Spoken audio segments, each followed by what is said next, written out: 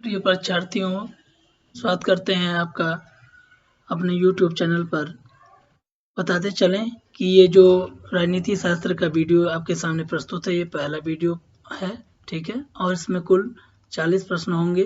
व्याख्या करके आपका लगभग 60 प्रश्न के आसपास में आपका कवर होने वाला है। तो वीडियो को अंत तक जरूर देखेंगे। और ये 12वीं NCERT पर आधारित है।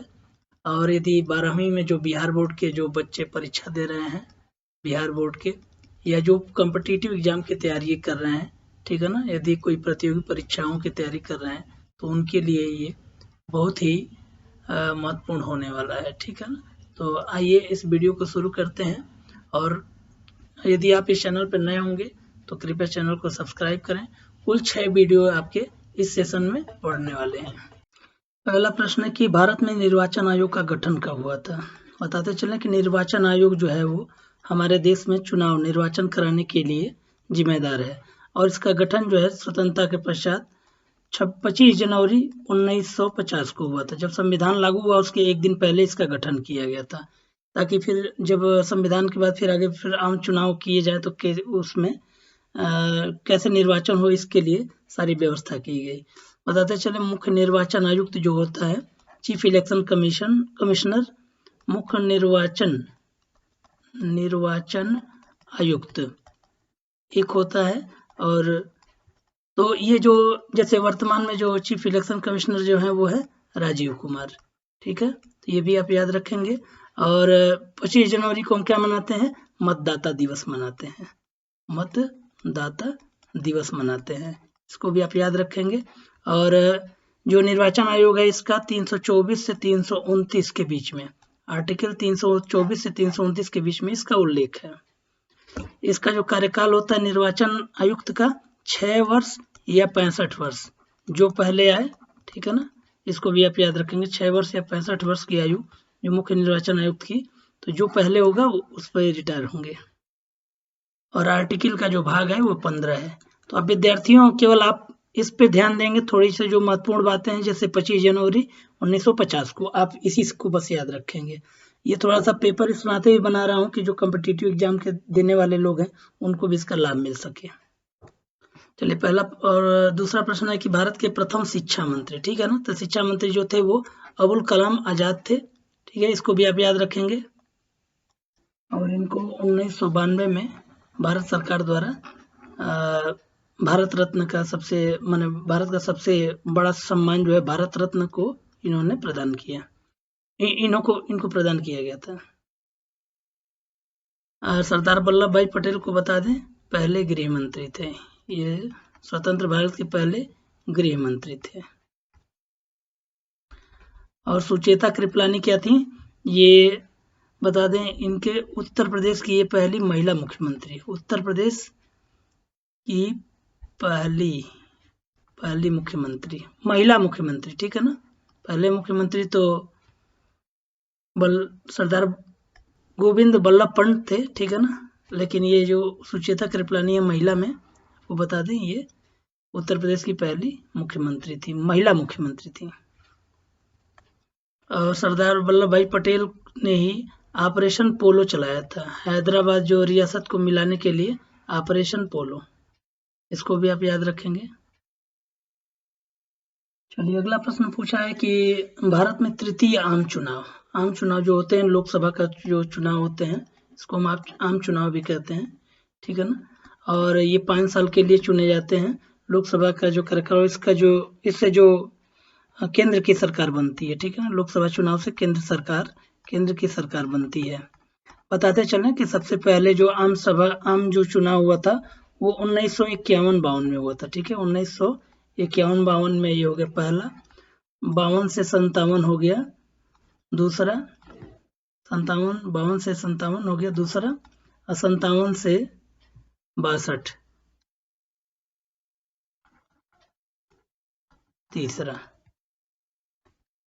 तो इसका जो सही उत्तर हो जाएगा 1962 में, जो पहला जो चुनाव हुआ था 52 में, तो पहला 52 में हो गया, दूसरा 57 तक, ये 57 में जाके दूसरा चुनाव हुआ और 62 में जाके तीसरा चुनाव हुआ।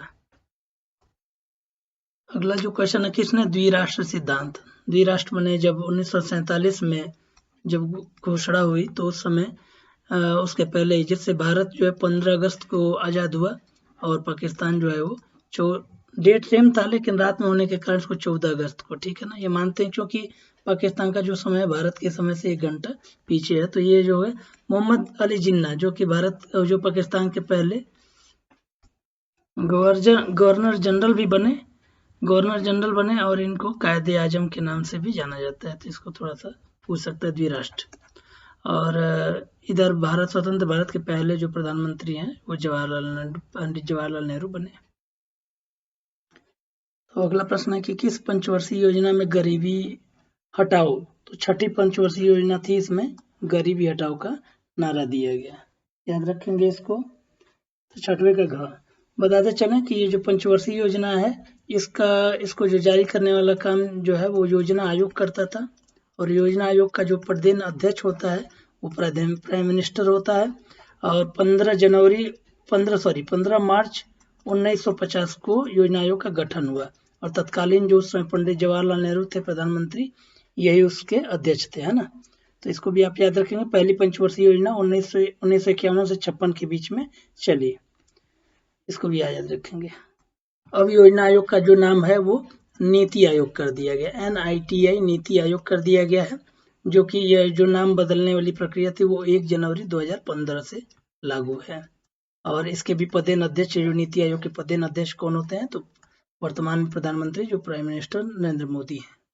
अगला पूछा है कि भारतीय जनता पार्टी का स्थापना कब हुई, तो ये 1980 में हुई थी, इसको भी याद रखेंगे। अगला प्रश्न है, और यदि ये बीजेपी है भारतीय जनता पार्टी, यदि कांग्रेस के बारे में आपसे पूछे INC इंडियन नेशनल कांग्रेस, तो ये जो है 1885 में A.O. ह्यूम ने इसका स्थापना किया था। अगला पूछा है कि भारत में सहकारी दूध उत्पादन का आंदोलन कहाँ से हुआ था। दूध उत्पादन मतलब श्वेत क्रांति, है ना, श्वेत क्रांति। और श्वेत क्रांति के जो जनक थे कौन थे, तो डॉक्टर वर्गीज कुरियन थे, इसको भी आप याद रखेंगे, वर्गीज कुरियन। और आप लोग अमूल का नाम सुने होंगे, तो अमूल का जो स्थापना हुआ था इसी के अंतर्गत हुआ था। अमूल आनंद मिल्क उत्पादन लिमिटेड इसका फुल फॉर्म है। ये गुजरात का आनंद जिला है, वहीं से ये शुरू हुआ था। अगला क्वेश्चन पूछा है कि किस भाषा के आधार पर, तो प्रथम भाषाई आधार पे जो 1953 में जो आंध्र प्रदेश का गठन हुआ था, ये तेलुगु, आंध्र प्रदेश की जो भाषा है वो क्या है, तेलुगु है। मलयालम कहाँ की है, तो मलयालम जो है वो केरल की भाषा है। तमिल कहाँ की है, तो तमिलनाडु की तमिल है ना, ये भाषा है, आप याद रखेंगे। कन्नड़ कहाँ की है, तो कर्नाटक की कन्नड़ है। और प्रथम यदि राज्य पूछेगा भाषा आधार पर, तो ये हो जाएगा आंध्र प्रदेश, को याद रखेंगे। अगला क्वेश्चन पूछा है कि पूर्वोत्तर भारत जो 7 सिस्टर स्टेट हैं, जो भारत का जो पूर्वी हिस्सा है, तो इसमें कौन सा शामिल नहीं है, ऐसे करके नक्शा है पूर्वोत्तर भारत का, तो इसमें कौन सा शामिल नहीं है, तो पंजाब शामिल नहीं। पंजाब जो है वो आपका पाकिस्तान से सटा हुआ एरिया में है ना, और इधर जो है वो तो थोड़ा सा इसके बारे में बता दें, इसको नागालैंड को नागाओं की भूमि कहा जाता है, नागाओं की भूमि। और यहाँ की जो भाषा है वो नागा, यहाँ की जो राजकीय भाषा है वो अंग्रेजी है, इंग्लिश है। राजधानी हो गया कोहिमा, मणिपुर की राजधानी हो गई इम्फाल, मिजोरम का हो गया आइजोल। अगला क्वेश्चन पूछा है कि प्रधानमंत्री लाल बहादुर शास्त्री ने किस समझौते पर साइन किया था, तो ताशकंद जो उज्बेकिस्तान की राजधानी है, ये 1966 में हुआ था। और यहीं पर इसी समझौता के दौरान 10 जनवरी 1966 को प्रधानमंत्री लाल बहादुर शास्त्री जी की मौत हो गई, रहस्यमयी मौत हो गई, ये ध्यान रखेंगे। समझौता 1960 का है। ये शिमला समझौता जो था 1972 में हुआ था, इसको भी आप याद रखेंगे। उस समय तत्कालीन जो प्रधानमंत्री हमारे यहाँ के थे श्रीमती इंदिरा गांधी, और वहाँ के जो राष्ट्रपति थे जुल्फिकार अली भुट्टो, इन दोनों लोग के बीच में हुआ था 1972 में। तो इस प्रश्न का सही उत्तर हो गया ताशकंद। अगला जो क्वेश्चन है कि विदेश नीति का निर्माता किन्हें कहा जाता है, तो पंडित जवाहरलाल नेहरू को कहा जाता है। इनकी जो थे गुट निरपेक्षता ये थी जवाहरलाल नेहरू और मार्शल टीटो, इनकी बहुत प्रसिद्ध विदेश नीति रही है। इसको भी आप याद रखेंगे, नाम इसको बोलते हैं नॉन अलाइन मूवमेंट, ये नाम। अगला प्रश्न है कि भारत में दूसरा परमाणु सफल परीक्षण कब हुआ था, तो 1998 में हुआ था। तो बताते चलें कि जो पहला परमाणु परीक्षण जो हुआ था वो भी पोखरण में हुआ था। पोखरण राजस्थान में एक स्थान है, वहां पे हुआ था पोखरण में, और ये 1974 में हुआ था पहला। ध्यान देंगे, इसका जो सही उत्तर होगा दूसरा जो होता है 1998 में अटल बिहारी वाजपेयी की शासनकाल में हुआ था। अटल बिहारी वाजपेयी, इनको भी आप याद रखेंगे। अब पहला जो था इंदिरा गांधी के समय में हुआ था। स्माइलिंग बुद्धा इसका कोड था। अगला प्रश्न पूछा है कि बांग्लादेश का कब उदय हुआ था, तो 16 दिसंबर 1971 को हुआ था। ठीक है, और बांग्लादेश को क्या कहा जाता था, पूर्वी पाकिस्तान, ये भी याद रखेंगे, पूर्वी पाकिस्तान कहा जाता था। 47 के बाद से इसका नियंत्रण जो 71 तो इसका नियंत्रण जो पाकिस्तान के ही हाथों में था। अगला क्वेश्चन पूछा है कि 1962 में जो लड़ाई हुई थी वो किसके साथ हुई थी, चीन के साथ। और चीन ने क्या किया था, पंचशील जो संधि की गई थी, 5 समझौते किए गए थे, उसका इसने उल्लंघन किया था। देखिए, इस प्रश्न को हम लोगों ने भी पढ़ा था। पोखरण परमाणु परीक्षण भारत के किस राज्य में हुआ था, तो ये राजस्थान में हुआ था। दोनों परीक्षण 1974 में और दूसरा था 1998 में। इसको भी हमने चर्चा कर लिया है कि 1972 में भारत और पाकिस्तान के बीच में कौन सा समझौता हुआ था, तो शिमला समझौता हुआ था। अगला क्वेश्चन पूछा है कि 1959 में किसने स्वतंत्र पार्टी बनाई, तो सी राजगोपालाचारी ने। और सी राजगोपालाचारी क्या थे, स्वतंत्र भारत के पहले भारतीय गवर्नर जनरल थे। इसको भी आप याद रखेंगे।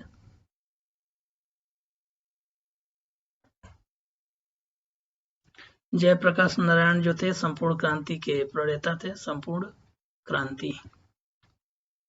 और चौधरी चरण सिंह, ये इन्हीं के जन्म दिवस पर 23 दिसंबर को किसान दिवस मनाया जाता है। इसको भी आप याद रखेंगे, 23 दिसंबर को किसान दिवस। अगला क्वेश्चन पूछा है कि 1977 के आम जो चुनाव हुए थे उसमें विजयी पार्टी कौन हुई थी, तो जनता पार्टी जो थी, भारतीय जनता पार्टी नहीं, जनता पार्टी, याद रखेंगे। और ये इमरजेंसी के बाद का था।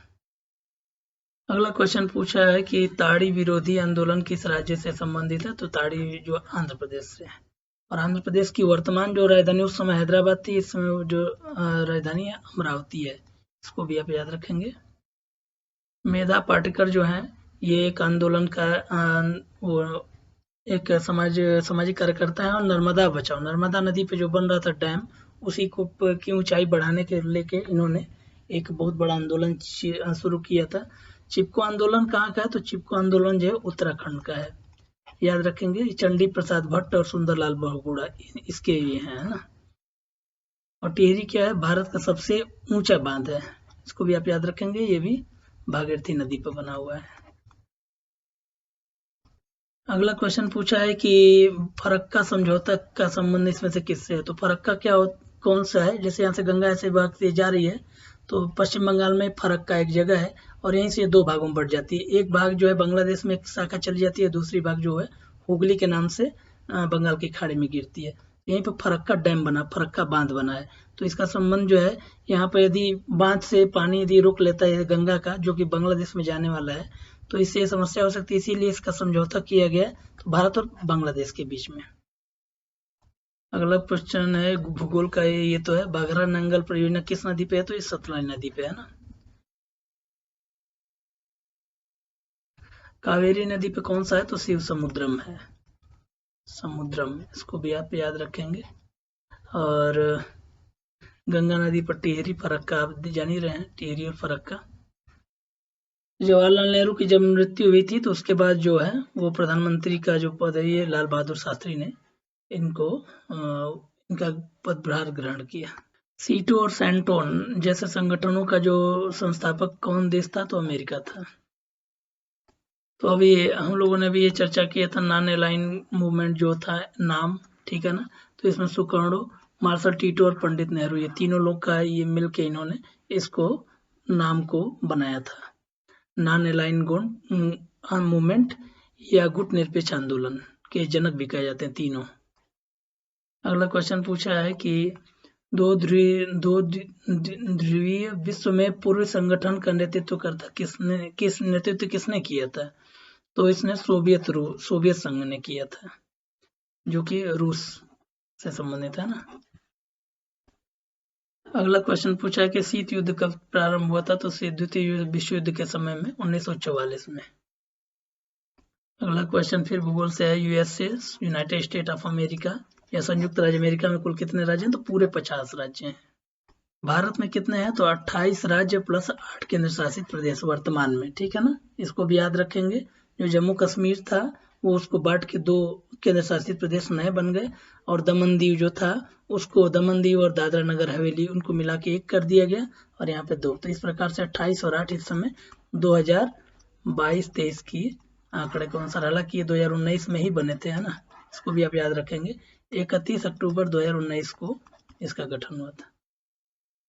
अगला क्वेश्चन पूछा है कि ब्रेजनेव किस देश के राष्ट्रपति थे? तो यूनाइटेड स्टेट, और सॉरी ये सोवियत यूएसएसआर, सोवियत संघ।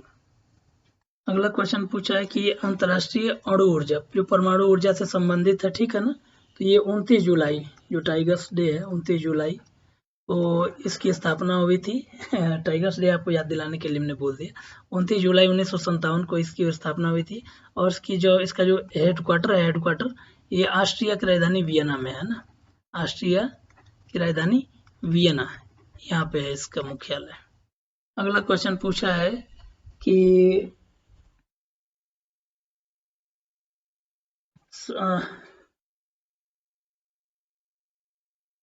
सुरक्षा परिषद का स्थायी सदस्य नहीं है ना, नहीं है। तो इसके बताते चले, सुरक्षा परिषद में कुल कितने मेंबर हैं? 15 हैं, जिसमें कितने 5 जो है अस्थाई हैं और 10 जो है वो अस्थाई हैं। जो अस्थाई जो है वो हर 2 साल के लिए चुने जाते हैं, याद रखेंगे।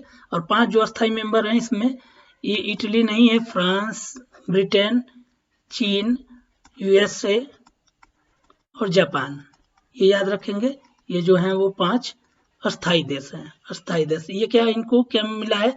वीटो पावर मिला होता है, किसी भी चीज को ना कहने का अधिकार, कोई भी निर्णय लेना उस पर ना कहने का अधिकार।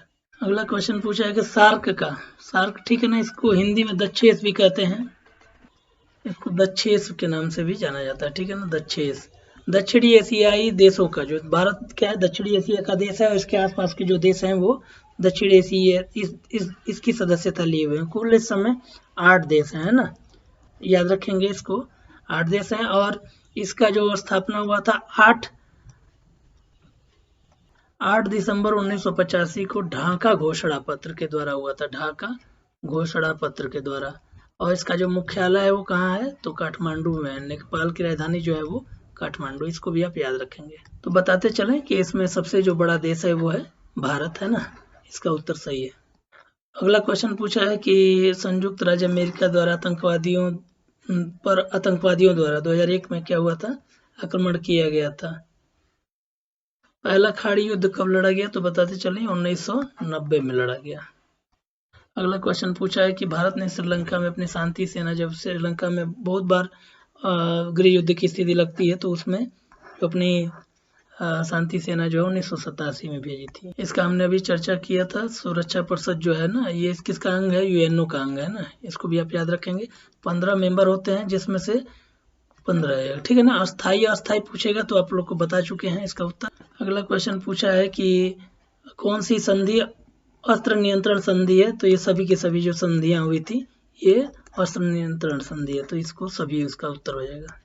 अगला क्वेश्चन पूछा है कि कितने देशों के द्वारा जैविक हथियार समझौता पर किया गया था? तो इसमें 155 देशों ने साइन किया था, ठीक है। इसको याद रखेंगे कि जैविक हथियार नहीं बनाएंगे। 40वां पूछा है कि वैश्वीकरण का सामान्य अर्थ क्या है? तो एकीकरण होता है। इसमें इसका सूत्र क्या है? वसुधैव कुटुंबकम, मतलब पूरी पृथ्वी जो है वसुधैव कुटुंबकम। तो इस प्रकार इस सीरीज में 40 प्रश्नों को हल किया गया, कुल व्याख्या करके इसमें 60 से अधिक प्रश्न हो गए। तो ये पहला वीडियो है। अन्य वीडियो के लिए मेरे चैनल को सब्सक्राइब जरूर करें, लाइक करें, कमेंट करें। और कमेंट करके बताएं कि ये वीडियो में आपको कितने प्रश्न आ रहे थे और कहाँ से आप किस जिले का नाम अपना जरूर लिखें आप कमेंट में। जय हिंद।